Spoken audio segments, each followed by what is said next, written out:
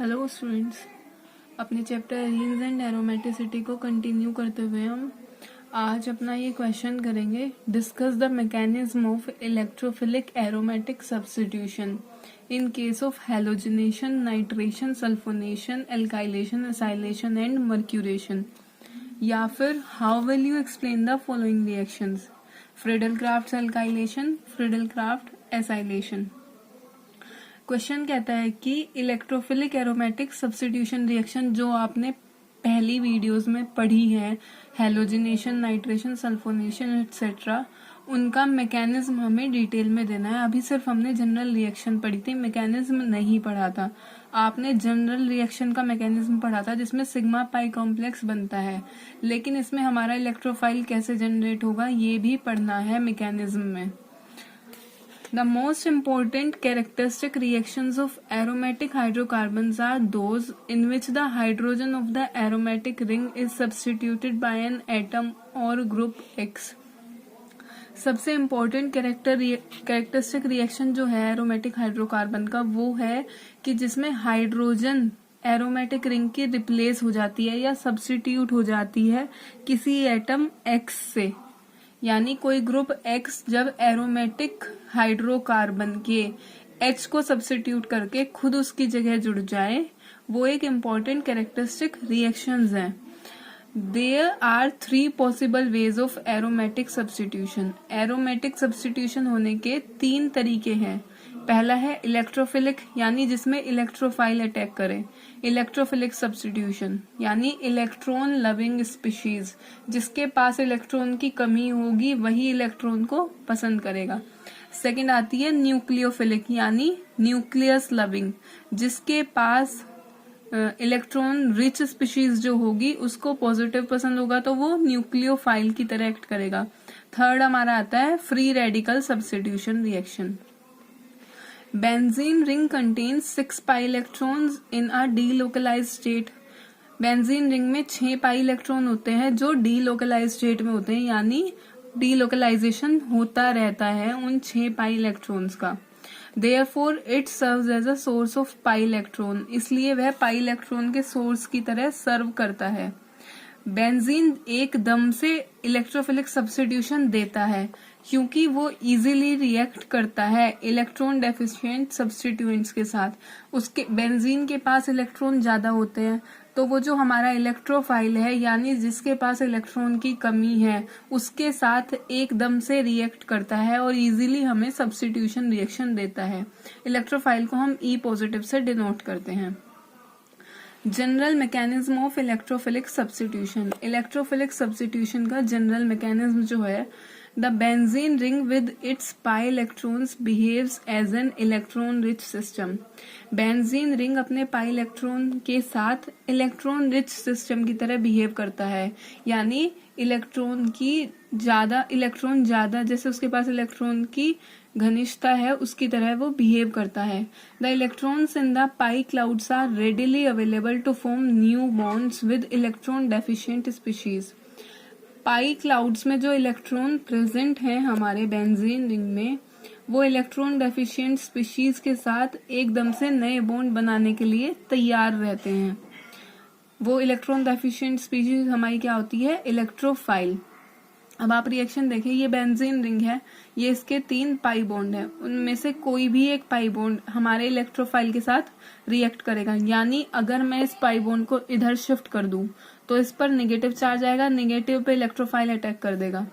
या हमने इधर शिफ्ट कर दिया तो इधर नेगेटिव चार्ज आ गया, इलेक्ट्रोफाइल ने वहीं अटैक कर दिया, यानी वो पाई बॉन्ड के इलेक्ट्रॉन इलेक्ट्रोफाइल के पास चले गए। अब ये हमारा बॉन्ड बन गया इलेक्ट्रोफाइल का। हाइड्रोजन प्रेजेंट है, सभी को पता है कि बेंजीन के हर कार्बन पे एक हाइड्रोजन जुड़ा होता है।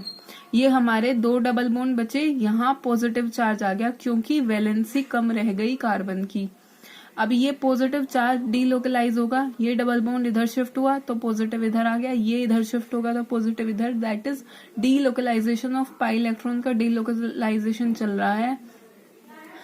अब एंड में क्या होगा, ये हमारा H आयन, सपोज करो H आयन की फॉर्म में निकल गया तो ये बॉन्ड इधर शिफ्ट हो जाएगा, यानी दोबारा से हमारा जो ये एरोमेटिक सिस्टम खत्म हो गया था वो वापस से एरोमेटिक हो गया। हाइड्रोजन H आयन की फॉर्म में रिमूव हो गया और उसकी जगह हमारे इलेक्ट्रोफाइल ने ले ली। हमारा H आयन रिमूव हो गया और जगह उसकी इलेक्ट्रोफाइल ने ले ली। अब हम आगे देखते हैं। Electrophilic substitution in benzene ring is believed to be a bimolecular reaction. Bimolecular reaction यानी सेकेंड रेट की रिएक्शन मानी जाती है, involving the formation of an unstable intermediate carbonium ion, जिसमें कि बीच में एक अनस्टेबल यानी जिसकी स्टेबिलिटी काफी कम है इंटरमीडिएट कार्बोनियम आयन बनता है, यानी कि कार्बोकेटायन बनता है, which in presence of a proton acceptor से HSO4 negative etcetera readily loses a proton forming the stable substitution product। जो किसी भी प्रोटॉन एक्सेप्टर की प्रेजेंस में जो हमारा कार्बोकेटायन बना जो कि अनस्टेबल है, वो किसी भी प्रोटॉन एक्सेप्टर यानी ऐसे कंपाउंड जो प्रोटॉन को एक्सेप्ट कर ले यानी H आयन को एक्सेप्ट कर ले, उनकी प्रेजेंस में फॉर एग्जांपल HSO4 नेगेटिव एकदम से प्रोटॉन लूज कराता है और स्टेबल सब्स्टिट्यूशन प्रोडक्ट बना लेता है। Where electrophile is an where E positive is an electrophile and may be X positive, यानी E पॉजिटिव क्या क्या हो सकता है हमारा, Cl पॉजिटिव हो सकता है, Br पॉजिटिव हो सकता है, I पॉजिटिव हो सकता है इन हेलोजिनेशन, अगर रिएक्शन हेलोजिनेशन है। अगर सल्फोनेशन है तो SO3H पॉजिटिव हो सकता है या SO3 हो सकता है हमारा इलेक्ट्रोफाइल। अगर नाइट्रेशन है तो नाइट्रोनियम आयन होगा, that is NO2 positive and R positive and RCO positive in Friedel Crafts reaction. अगर एल्काइलेशन है तो R पॉजिटिव होगा और अगर एसाइलेशन है फ्रिडल क्राफ्ट तो RCO पॉजिटिव हमारा इलेक्ट्रोफाइल होगा। अब हम सबसे पहले हेलोजिनेशन रिएक्शन देखेंगे। Electrophilic substitution reactions of aromatic hydrocarbon. Aromatic hydrocarbon की इलेक्ट्रोफिलिक सब्स्टिट्यूशन रिएक्शन सबसे पहली है हमारी हेलोजिनेशन ऑफ बेंजीन, यानी हम बेंजीन का हेलोजिनेशन करा रहे हैं। बेंजीन रिएक्ट्स विद क्लोरीन और bromine in presence of AlCl3। Benzene chlorine या ब्रोमीन से AlCl3 की प्रेजेंस में, FeCl3 की प्रेजेंस में, FeBr3 की प्रेजेंस में, ये सभी हमारे लुईस एसिड हैं। क्या है? लुईस एसिड, जो यहाँ कैटेलिस्ट का काम कर रहे हैं। ये लुईस एसिड यहाँ कैटेलिस्ट का काम कर रहे हैं। लुईस एसिड वो स्पीशीज होती हैं जिनके पास इलेक्ट्रॉन की कमी होती है, यानी जो इलेक्ट्रॉन एक्सेप्ट करे वो लुईस एसिड्स होते हैं हमारे। The substitution in the ring occurs, ring में सब्स्टिट्यूशन होता है और फिर एक प्रोटॉन निकलता है in the form of HCl और HBr। हेलोजिनेशन में HCl और HBr की फॉर्म में प्रोटॉन निकलेगा। अब देखो ये हमारा बेंजीन रिंग है, Cl2 यानी क्लोरीनेशन हम करा रहे हैं, हमने Cl2 दिया, कैटेलिस्ट है हमारा FeCl3, प्रोडक्ट हमारा बना क्लोरोबेंजीन और बाय प्रोडक्ट बना HCl। अगर हम ब्रोमिनेशन कराएं तो Cl2 की जगह Br2 आ जाएगा, FeCl3 की जगह FeBr3 हमारा कैटेलिस्ट होगा, प्रोडक्ट बनेगा ब्रोमोबेंजीन और बाय प्रोडक्ट है HBr, हाइड्रोजन ब्रोमाइड। अब मैकेनिज्म देख लेते हैं हम रिएक्शन की। सबसे पहला स्टेप है generation of the electrophile. Bromination का देखते हैं।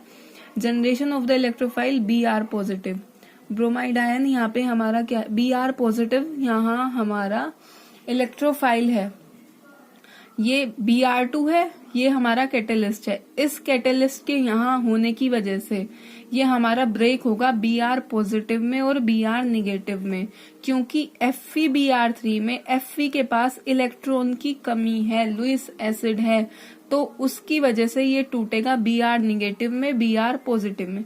Br निगेटिव इलेक्ट्रॉन लेकर FeBr3 के पास जाएगा, उसकी इलेक्ट्रॉन में जो कमी है वो पूरी हो जाएगी, वो FeBr4 निगेटिव बन गया और Br पॉजिटिव जो कि इलेक्ट्रोफाइल है, जो इम्पोर्टेंट है रिएक्शन के लिए, वो हमें मिल गया।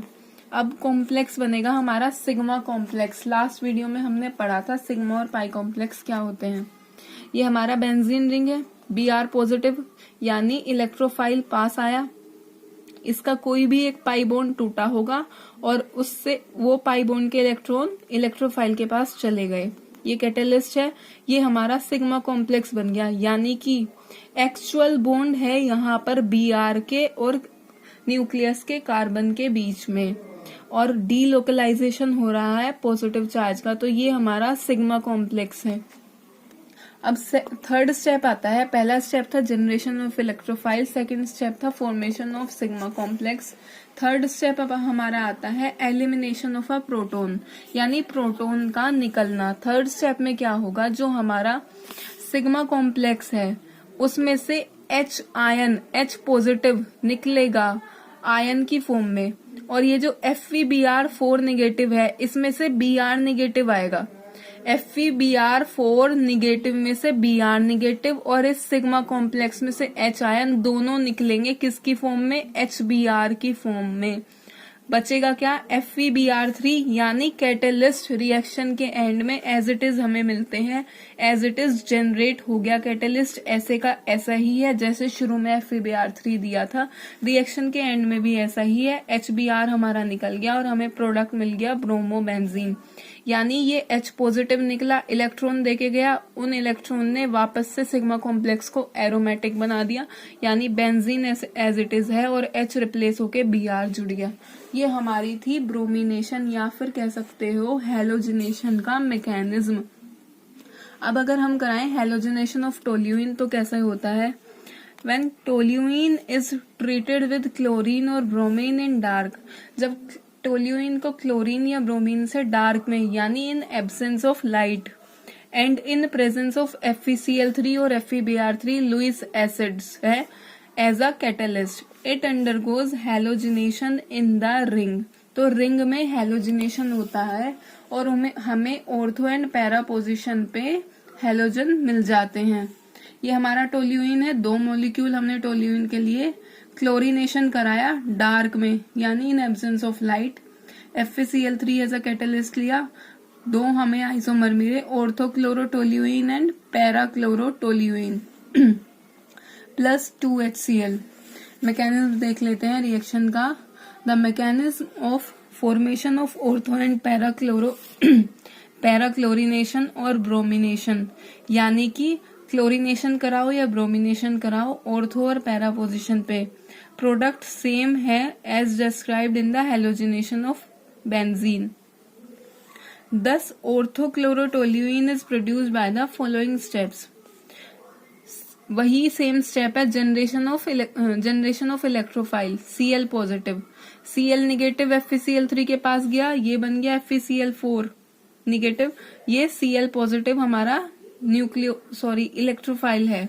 फॉर्मेशन ऑफ सिग्मा कॉम्प्लेक्स, ये कोई भी एक पाई बॉन्ड टूटेगा, ऑर्थो पोजिशन पे कराना है तो यहाँ से पाई बॉन्ड टूटेगा, वो बॉन्ड बना लेगा Cl पॉजिटिव से, ये Cl जुड़ गया, H एज इट इज अभी प्रेजेंट है, CH3 क्योंकि हमने टोल्यूइन लिया है, डीलोकलाइजेशन होगा पॉजिटिव चार्ज का, तो ये सिग्मा कॉम्प्लेक्स है हमारा। सिग्मा कॉम्प्लेक्स बनने के बाद क्या होगा, प्रोटॉन का एलिमिनेशन, यानी H आयन निकलेगा FeCl4 नेगेटिव के साथ, FeCl4 नेगेटिव में से Cl नेगेटिव, यहाँ से H पॉजिटिव, दोनों मिलके बनाएंगे HCl, बॉन्ड के इलेक्ट्रॉन वापस से पाई बॉन्ड बनाने में काम आएंगे, तो सिस्टम हो जाएगा एरोमेटिक, हमें मिल गया ऑर्थोक्लोरोटोल्यूइन, और catalyst as it is reaction के एंड में हमारे पास है। The para isomer is also produced by similar step, para isomer भी ऐसे ही स्टेप से बनेगा, सबसे पहले पैरा आइसोमर ही बनता है फिर ऑर्थो बनता है। हाउएवर व्हेन Cl2 और Br2 is passed into boiling toluene, लेकिन अगर वहां हमने डार्क में रिएक्शन कराई, यहाँ भी रिएक्शन तो डार्क, यहाँ रिएक्शन को अगर हम बॉयल कर दें, यानी टोल्यूइन, उबलती हुई टोल्यूइन में Cl2 और Br2 पास कराएं, it attacks the side chain and the hydrogen atoms of the methyl group are successively replaced. तो जो हमारा क्लोरीनेशन या ब्रोमिनेशन होगा वो कार्बन न्यूक्लियस के कार्बन पे ना होकर साइड चेन पे होगा। The substitution in side chain is favored by sunlight or UV light and the mechanism resembles the halogenation of alkanes. यानी जो सब्स्टिट्यूशन हमारा साइड चेन पे हो रहा है वो लाइट से फेवर होगा, यानी अगर सनलाइट की प्रेजेंस में या यूवी लाइट की प्रेजेंस में कराएं तो क्लोरीनेशन या ब्रोमिनेशन जो भी हम करा रहे हैं वो साइड चेन पे होगा, यानी कि क्लोरीन या ब्रोमीन का एडिशन रिंग वाले कार्बन पे ना होकर जो ये साइड चेन है, ये जो CH3 है इसका हाइड्रोजन रिप्लेस होगा और वहां Cl जुड़ेगा। किसमें? जब बॉइलिंग टोल्यूइन में यानी उबलती हुई टोल्यूइन में हम पास करा रहे हैं Cl2 या Br2। ये टोल्यूइन ली, Cl2 हीट कर दिया, HCl निकला, यहाँ से H यहाँ से Cl निकला, ये CH2Cl मरा, यानी बेंजाइल क्लोराइड। जो हमने ये रिएक्शन एल्केन्स में पढ़ी है, हेलोजिनेशन ऑफ एल्केन्स में। अगर फर्दर कराएं क्लोरीनेशन तो एक और H निकलेगा Cl के साथ, ये बन जाएगा बेंजल क्लोराइड। फिर आगे और करा दिया तो बेंजो ट्राइक्लोराइड हमारा प्रोडक्ट बन जाएगा। ये था मैकेनिज्म हेलोजिनेशन रिएक्शन का। नेक्स्ट हमारा मैकेनिज्म होगा नाइट्रेशन एंड सल्फोनेशन, वो हम नेक्स्ट वीडियो में करेंगे। Thank you.